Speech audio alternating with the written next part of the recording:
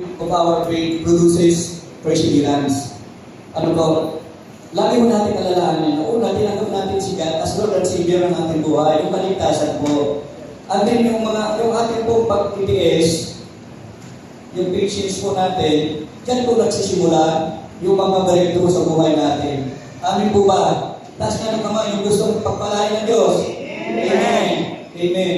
So dyan po magsisimula yung ating pong pag-aaralan sa mga pong ito. Ito'y pinamagalan ko, the door to salvation and the shepherd of our soul. Walang iba ko kung hindi ang ating pong Panginoon. Ang bigay sa buhay po ng bawat isa. Alam niyo po, sa buhay natin ngayon, maraming pintuan na binubuksan sa atin. Amin po ba? Anong mga klaseng pintuan? Pintuan ng edukasyon, trabaho, mga businesses, relasyon, at mga pangarap sa buhay. Ngunit may isang pintuan higit na mahalaga kaysa sa lahat. Ito po yung pintuan ng kaligtasan. No? Imagine niyo po, kanina umaga, kanina, yung una natin binasa, in Revelation 3:20, si God po yung kumakatok sa puso natin. Atin po siyang papasukin sa buhay natin. No? Kailan natin siya papasukin? Kailan po? Pag Sunday lang? Pag may sakit tayo? Di ba po? Sa bawat pintig ng ating puso, sa bawat araw na tayo naghihinga, lagi si God yung laman ng ating puso at isipan. Ano po? Kaya nga po, nais ko sana emphasize yung una natin tinanggap sa Kanya, yung salvation. No, kasi konektado dito yung ating kong pagtatyaga para maranasan natin yung breakthrough sa buhay po natin. Marami pong tao ang naghahanap ng kapayapaan, seguridad, no? Pag-direction sa buhay. Ngunit hindi natin, o ang iba hindi alam na ang tunay na kasagutan, walang iba kundi ang ating pong Panginoon. So, kaya nais ko po sana na tayo ay makinig ng maayos. Amin po ba? Walang matutulog. Sabi nga ni Ate Elsie. Ano po?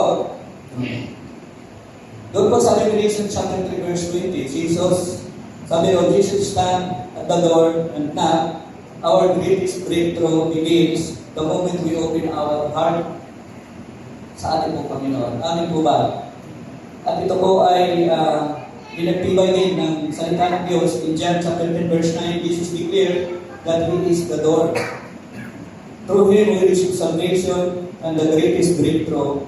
Saan? Mula sa ating kasalanan, yung guilt, and eternal separations from God. Kasi kapag masyado natin ini-embrace yung mga ginagawa ng mundong ito, yung tukso natin, doon napupunta, ay nawawala, no? Yung presence ni God sa buhay natin. Pansinin niyo po, yung buong linggo nanonood kayo ng TV, o kung ano yung pinagtsatsakaan niyo, minsan, nagkukulang din tayo, no? Ng ating pong pagbabasa ng salita ng Diyos. Minsan, hindi naman lahat perfect, lahat naman, siguro, may mga pagkakataon, nadadako yung ating pong panahon, oras sa mga ganong bagay. Subalit ang Diyos ay dahil lamang upang hindi tayo pwede tayo humingi ng tawad sa lahat ng ating mga ginagawa. Salvation is not the end of our journey, mga kapatid. Once we enter through the door, sabi doon sa Psalm 23, it reveals that Jesus becomes our shepherd. Ano po? And the shepherd does not instantly bring the sheep doon sa kanila pong destination. He leads them step by step. Ano po? Through green pastures, beside still waters, and even through the valley of the shadow of death. Ito po the shadow of death. Ito po yung mga pagsubok na ating pong nararanasan. Iba't ibang pagsubok na nararanasan natin o mga plano at tangka ng kaaway sa ating buhay upang sirain ang ating pong relasyon sa Panginoon. The journey requires patience. Many expect an immediate breakthrough after accepting Christ sa buhay nila. Yung iba kasi kapag tinanggap ko na sa Lord and Savior, parang nag-expect ka na, ay, Sinurma yung aking Panginoon, tinanggap ko na siya, nandito sa aking puso, sa aking buhay, malamang hindi na ako maghihirap.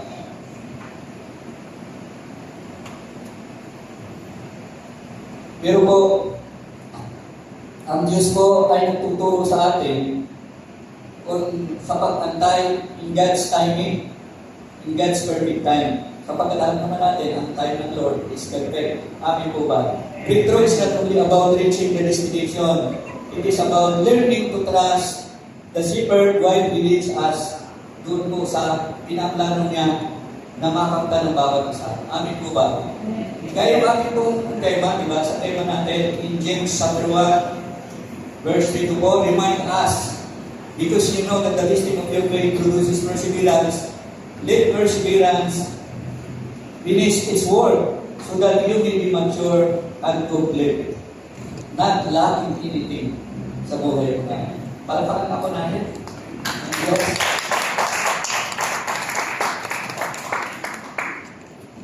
The door of salvation and the shepherd of our soul. Tunay nga mga kapatid na sa buhay natin, napakaraming pintuan na nagbubukas upang bigay sa atin ng pagkakataon, yung oportunidad na habang ginaganap natin ito, kasama natin ang ating pong Panginoon. Basta. Ngunit ang Diyos po natin ay naglaan ng isang pintuan, higit sa mahalagang bagay, kung hindi ang ating pong Panginoon. Anong pintuan po yun? Pintuan ng kaligtasan. Kaya po mga kapatid, ipinapakita po doon sa Revelation 3:20 na si Jesus ay kumakatok sa pintuan ng ating puso. At sa John chapter 10 verse 9, pinapahayag naman niya ang pintuan ng kaligtasan. And then in Psalm 23, pinapakita naman niya na tayo ay pumasok sa pintuan, siya naman ang magiging pastol ng ating buong buhay. So ano pa ang itinatapon natin? Sinabi na niya rito simple, ngunit ay nakatibig kung paano tayo magtiwala sa ating pastor na mayroon siyang magagawa sa napakalaking problema na ating nararanasan. Sabi niya sa Isaiah 66, "Heaven is my throne, and the earth is my footstool."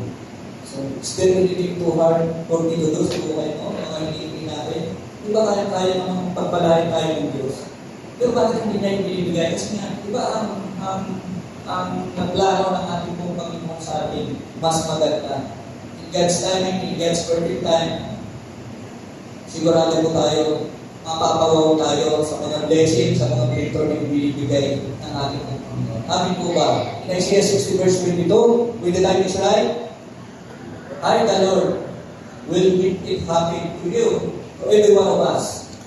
Amin po ba? Basta magtiwala lang tayo sa Panginoon. Number 8, the shepherd leads us home.